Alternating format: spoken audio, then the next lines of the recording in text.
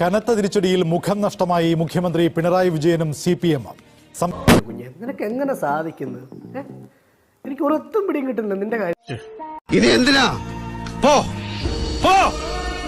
എത്തും എന്നറിയാതെ അന്തം വിട്ടു നിൽക്കുകയാണ് പാർട്ടിയും സർക്കാരും.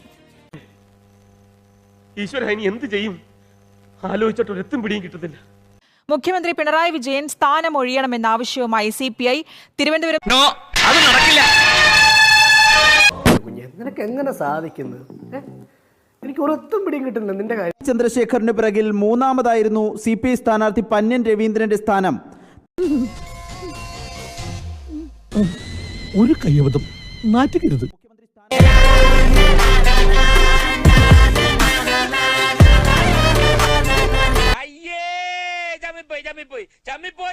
ഈ തെരഞ്ഞെടുപ്പ് എന്ന് പറയുന്നത് രാജ്യത്തിന്റെ പ്രവർത്തനങ്ങൾ വിലയിരുത്താനുള്ളതല്ലേ? അതല്ലേ പ്രധാനമായിട്ടും നോക്കുക.